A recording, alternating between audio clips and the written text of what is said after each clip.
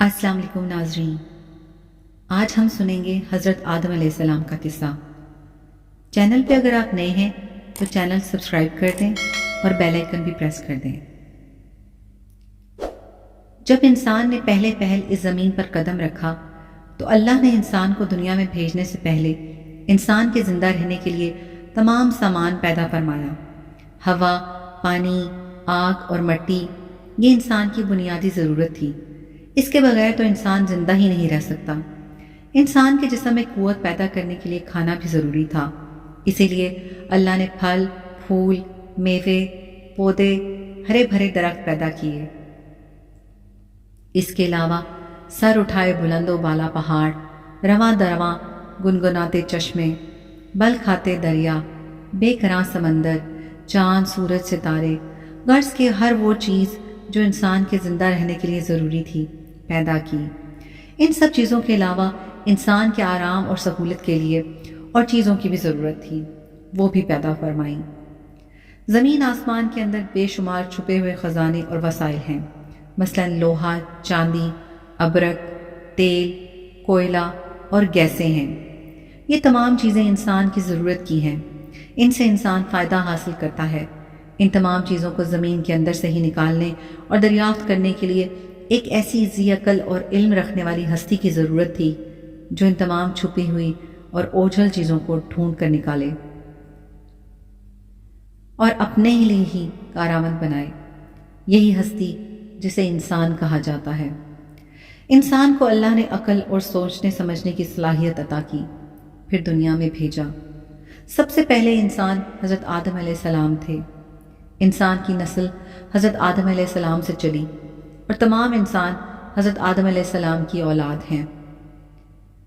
अल्लाह ताला ने हज़रत आदम अलैहिस्सलाम को पैदा करने के लिए इरादा ज़ाहिर किया और फरिश्तों से कहा, मैं ज़मीन पर अपना खलीफा बनाने वाला हूँ।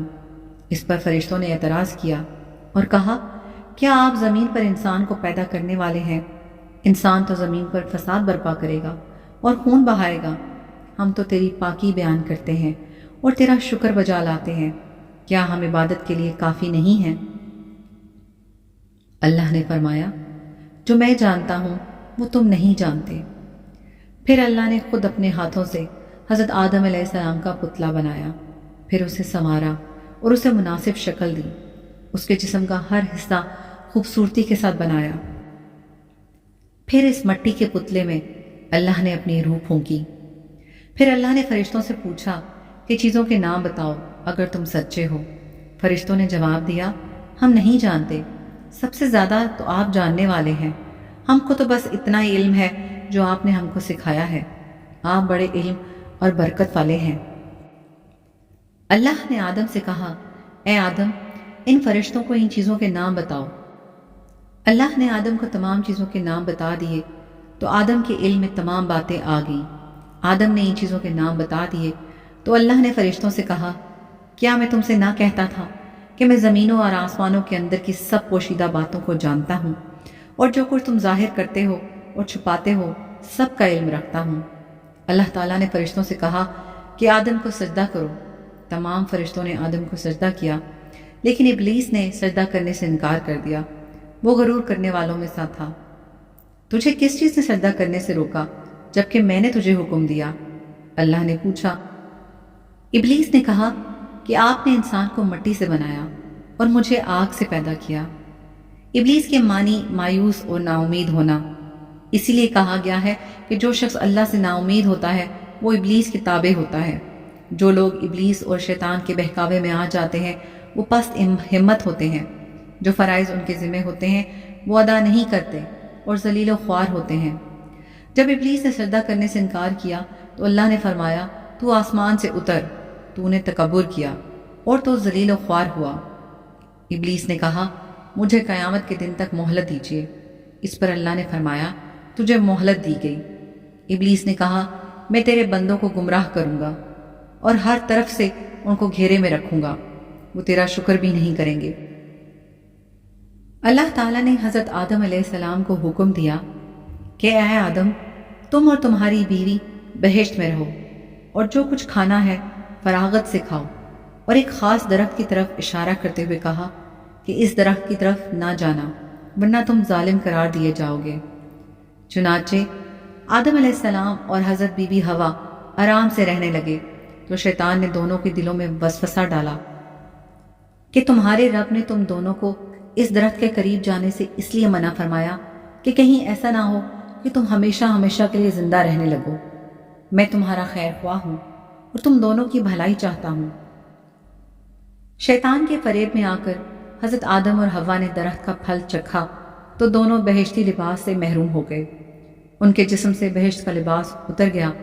دونوں اپنے اوپر جنت کے پتے جوڑ جوڑ کر رکھنے لگے۔ ان کے رب نے ان کو پکارا اور کہا، کیا میں نے تم دونوں کو اس درخت کے قریب جانے سے منع نہیں کیا تھا اور یہ نہ کہا تھا کہ شیطان تمہارا دشمن ہے؟ حضرت آدم اور حوا دونوں سے غلطی ہوئی، انہوں نے اللہ کا حکم نہیں مانا۔ اس غلطی پر دونوں کو سخت ندامت ہوئی۔ آدم نے اللہ سے معافی طلب کی اور دعا کی، اے میرے رب، ہم نے اپنے نفس پر ظلم کیا، اگر آپ ہم پر رحم نہ کریں اور ہماری مغفرت نہ کریں تو ہم نقصان اٹھانے والوں میں سے ہوں گے۔ آدم اور حوا کو زمین پر اتار دیا اور کہا کہ تم ایک دوسرے کے دشمن رہو گے اور ایک خاص وقت تک تم دونوں کو زمین پر رہنا ہے۔ میری طرف سے کوئی ہدایت آئے تو جو شخص اس ہدایت کو مانے گا نہ انہیں کسی بات کا اندیشہ ہوگا نہ کوئی غم۔ جو میری نصیحت سے منہ موڑے گا اس کے لیے دنیا میں زندگی تنگ ہوگی اور قیامت کے روز اس کو اندھا اٹھائیں گے۔ جب حضرت آدم علیہ السلام آسمان سے اتر کر زمین پر آئے تو وہ فرشتوں کی پاکیزہ باتیں سننے سے محروم ہو گئے، اس لیے دل اداس رہنے لگا۔